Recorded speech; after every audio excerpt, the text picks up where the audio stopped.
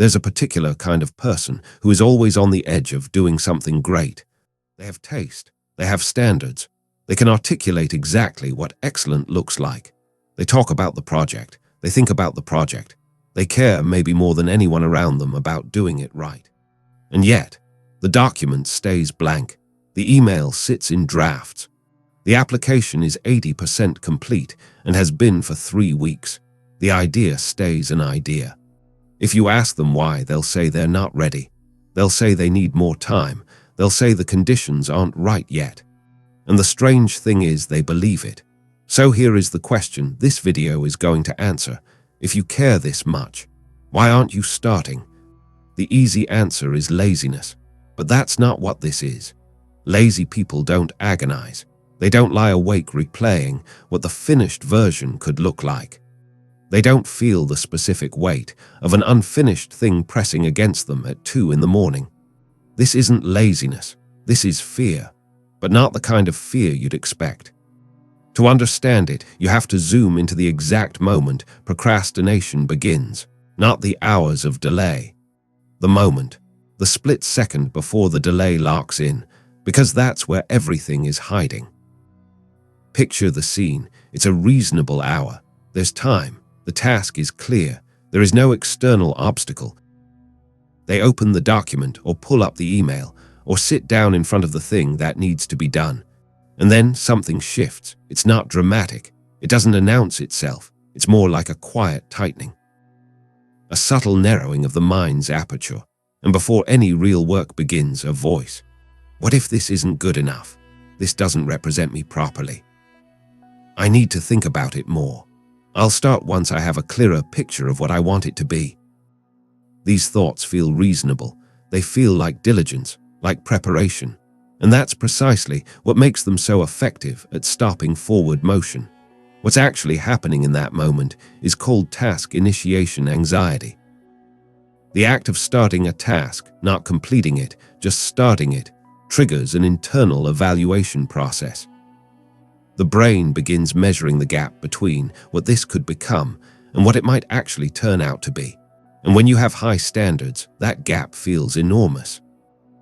So the mind finds reasons to wait, to gather more information, to prepare more thoroughly, to make the conditions better before committing to something that might fall short. Here's what matters. That anxiety isn't really about failure. It's about something more specific. Most people assume perfectionists are afraid of failing. That's close, but it's not quite right. Perfectionists aren't particularly afraid of failing in private. They fail privately all the time in their heads, in rough drafts no one ever sees, in abandoned half-starts they quietly delete. That kind of failure is tolerable. What they're afraid of is being seen failing. There's a difference, a meaningful one. Failure in private can be revised, reframed, or erased. But failure in public, work that goes out into the world and gets evaluated and found insufficient, that's different. That reflects back on the person, on their judgment, on their taste, on their competence. And for someone whose identity is built around being capable, perceptive, or excellent, that reflection is threatening. This is why the unfinished project holds a strange kind of appeal. An unfinished project is still perfect, not because it's actually flawless, but because it hasn't been tested yet. Its potential is still intact. In the imagination, it can be whatever it needs to be. Brilliant, impressive, exactly right. Execution changes that. Once you make the thing, it becomes real. It becomes measurable. And measurable means someone, including yourself, can look at it and say, this didn't reach what it could have been. So the delay isn't irrational. In a narrow sense, it's protective. It keeps the possibility alive. It keeps the identity safe. Let that sit for a moment, because understanding that is important, but it's only the beginning. There's a layer of thinking underneath all of this that makes it harder to escape. The thinking pattern at the center of perfectionistic procrastination has a name in psychology: black and white thinking, or all or nothing thinking. It works like this.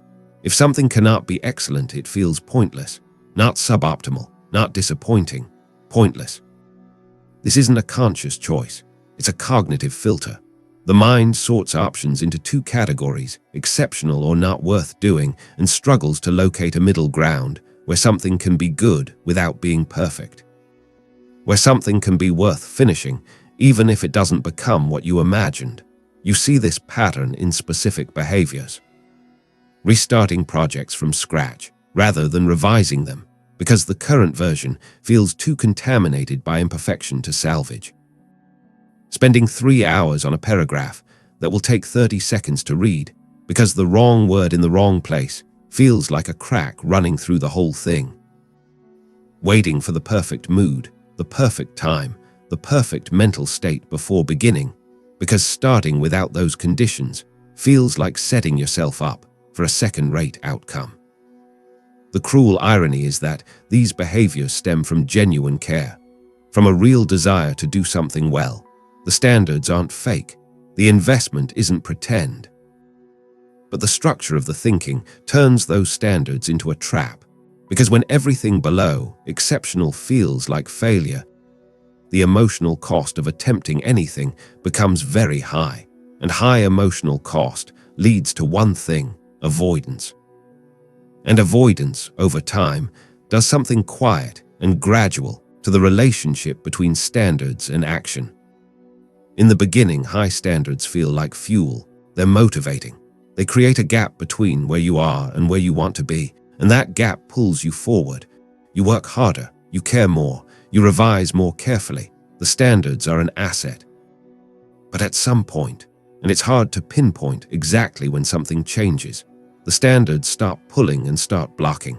They stop being the destination and become the reason not to leave. Here's what the shift looks like. Early on, I want this to be excellent, so I'll keep working until it is. Later, I want this to be excellent and I'm not sure it can be, so I'll wait until I know it's possible before I start. The standards haven't lowered. If anything, they've become more elaborate, more detailed, harder to meet. But instead of driving effort, they've raised the emotional cost of beginning to the point where beginning doesn't feel worth the risk. So the waiting begins. Waiting for the perfect time, when the schedule opens up, when the pressure lifts, when there's space to do it properly. Waiting for perfect clarity, when you know exactly what you want to say, exactly what the outcome should be, exactly how to execute every step. Waiting for a perfect plan, so that when you do start, you won't have to stop and figure things out. You'll just move. What the brain doesn't fully account for in all of this, waiting is its own adaptability. Clarity doesn't usually arrive before the work. It arrives during it. Plans reveal their flaws in real time, and real time is where they get corrected. The perfect conditions rarely materialize in advance. They emerge through the act of beginning. But the mind that's learned to wait for certainty before committing doesn't have access to that information. It keeps waiting, and the longer it waits, the more the waiting feels normal. Now, here's something most people don't know about what this pattern actually does to the brain. Maladaptive perfectionism, the kind that doesn't drive performance but undermines it, has been consistently linked in psychological research to three things: anxiety, depression, and chronic procrastination. That last one might seem obvious, but the mechanism is worth understanding. The pursuit of flawlessness keeps the brain in a state of low-grade threat. It's not the dramatic fear of an acute crisis. It's subtler than that. It's the persistent sense that the current version isn't good enough. That exposure is coming. That evaluation is imminent. That something needs to be fixed before it's safe to proceed. That kind of sustained threat activates stress hormones, cortisol primarily, and elevated cortisol has a specific effect on behavior. It reduces task initiation. It makes beginning harder. It increases the appeal of avoidance. In other words, the very trait that's meant to produce better work is creating the neurochemical conditions that make starting work more difficult. The perfectionism isn't just psychologically trapping the person, it's physiologically working against them, and it shows up most acutely in the smallest tasks. There's a specific kind of confusion that comes with this pattern. Why does a 10-minute task take 3 days to start? Why does a simple email feel like it requires a 4-hour mental preparation? Why does something that will obviously be fine, something that doesn't even really matter, still produce that familiar resistance? The answer is that the difficulty isn't in the task. It's in what starting the task initiates. Starting means producing something, and producing something means it can be evaluated. And evaluation, even imagined evaluation, even self-evaluation, means exposure to imperfection. So the brain reads the act of beginning as a small threat, not a crisis, but enough friction to trigger avoidance, enough to make the pull toward delay slightly stronger than the pull toward action. The strange part is what happens once they actually begin. Usually within minutes, the resistance dissolves. The task turns out to be manageable. The quality is acceptable. The imagined catastrophe doesn't arrive. But before starting, the mind is not running that scenario. It's running the other one, the one where the imperfection is visible, where it falls short, where the gap between what it could be and what it is becomes unavoidable. That imagined standard, the one that exists only before the work begins, is enormous, far larger than the actual standard that would be applied once the work exists. And underneath all of this, there's a layer most people never quite name. This is the part that requires a certain kind of honesty. Perfectionism isn't just about the work. It's about what the work represents. For someone with a deep perfectionist orientation, their output is entangled with their identity. The quality of what they produce is not just a reflection of effort, it's evidence of who they are, their taste, their intelligence, their competence, their worth, which means imperfect output isn't just a disappointing result, it's an identity threat. If this isn't excellent, what does that say about me? If I put this out and it falls short, then maybe I'm not who I think I am. If I can't do this well, then what is the thing I'm supposed to be good at? This is the identity trap, and it's elegant in the worst way, because the logic is airtight from the inside. If your identity is organized around being capable, and imperfect output threatens that identity, then avoiding output protects the identity. Unfinished work can't be judged as insufficient. The thing that exists only in potential is safe from evaluation, and safe from evaluation means safe. The procrastination isn't a failure of discipline. It's a defense mechanism, a sophisticated, self-reinforcing, ultimately costly defense mechanism. And the reinforcement is where it gets harder to escape. Here's how the cycle locks in. When the brain anticipates a threat, in this case, the exposure that comes from producing something, it generates anxiety. That anxiety is uncomfortable, and the mind, like all systems oriented toward equilibrium, looks for relief. Delay provides it. The moment the person decides not to start, not now, not today, later, once conditions are better, the anxiety decreases. Temporarily, the threat feels further away, the discomfort lifts, and the brain registers that. This is reinforcement learning. The brain learns when you feel that specific kind of anxiety, delay makes it go away. Not permanently, not actually, but in the immediate moment, and the brain is heavily weighted toward immediate experience, delay works. So the next time the same anxiety appears, the pull toward delay is slightly stronger. The neural pathway is slightly more established. The pattern is slightly more automatic. This isn't a character flaw, it's conditioning. The same mechanism that teaches you to flinch before something hits you. The brain doing exactly what it's built to do, learning from consequence and adjusting behavior accordingly. The problem is that the thing it's learned to avoid isn't actually dangerous. The exposure it's protecting against isn't lethal. The identity it's defending can survive imperfect work. But the conditioned brain doesn't know that yet, and this pattern doesn't stay in one corner of someone's life. Once you understand the structure, you start seeing it everywhere. In creative work, the painting that never gets finished because it stopped feeling fresh. The book that gets rewritten from page 1 every few months. The song that's technically in progress but hasn't moved in a year. In career decisions, the application that never gets submitted because the timing isn't right, the qualifications aren't quite there, the pitch could still be tighter. The promotion conversation that gets postponed, the business idea that stays a document in a folder. In public performance, the person who is genuinely skilled but rarely shows their work, who posts rarely or never, who is present in every room but visible in none of them. In relationships, the hard conversation that keeps not happening, the boundary that gets rehearsed in the mind but never spoken, the apology that gets revised until it loses its humanity. In each of these, the pattern is the same: high internal standards, genuine care, identity entangled with output.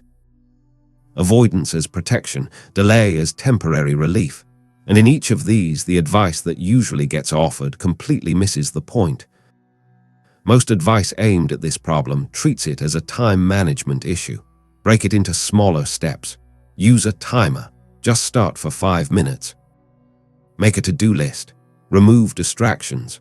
Build a system. Get disciplined. There's nothing wrong with any of those tools in the right context. But they're addressing the symptom, not the structure.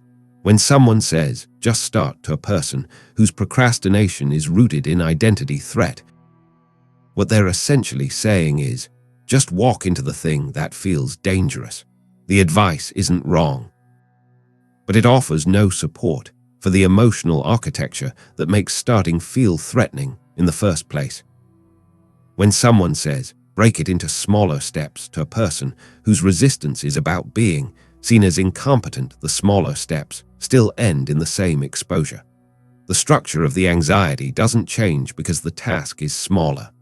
And be more disciplined, directed at someone who is already using enormous discipline to hold their internal standards in place, is almost an insult to the actual problem. This isn't a time management problem. It isn't a motivation problem. It isn't a work ethic problem. It's a self-worth problem. It's what happens when a person's sense of who they are gets too tightly bound to the quality of what they produce, which means the solution has to work at that level. What reduces perfectionistic procrastination isn't motivation, it's not accountability, and it's definitely not lowering your standards. It's reducing identity pressure, creating conditions where imperfect action doesn't feel like self-erasure. There are a few concrete ways that happens. The first is defining done before you start, not in a vague aspirational sense, but specifically. Done means I've written one complete draft. Done means the email is sent by Thursday, regardless of whether I feel it's perfect. Done means this piece exists outside my head. A predefined endpoint shrinks the imagined standard. It makes the task finite and gives the brain a target that doesn't keep moving. The second is committing to a bad first draft on purpose. Not an accidental imperfect draft, an intentional one. Something you write knowing it's rough, knowing it doesn't represent you fully, knowing it's just the raw material. This is called externalizing the work. It separates the draft from the self. The draft is allowed to be bad. The person writing it is still competent. The third is limiting revision cycles. Before you begin, decide, I will revise this twice and then release it, not until it's perfect, twice. This is a boundary the brain respects better than an open-ended process, because open-ended processes always leave room for one more refinement. The fourth, and this is the most directly psychological, is actively separating identity from output. Reminding yourself in concrete terms that the quality of this specific thing is not a verdict on who you are. That a piece of imperfect work and a competent person can coexist without contradiction. That your excellence survives your bad days. And the fifth, track visible progress. Not completion, not quality, just the fact that something moved. You wrote 200 words. You sent the draft. You recorded one take. The brain needs evidence that action is possible, and small, visible evidence accumulates into a different story about what starting feels like. None of these remove the discomfort entirely, but they reduce the identity pressure enough that the threshold for action becomes crossable, which leads to the actual shift. The perfectionist who procrastinates usually operates on an implicit belief that confidence is the precondition for action, that you earn the right to begin once you know you can do it well. But that's not how confidence actually works.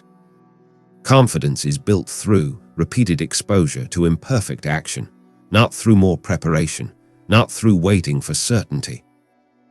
Through doing the thing while it's uncomfortable and finding out that you survived it, finding out that the identity held, that the imperfect version didn't erase you.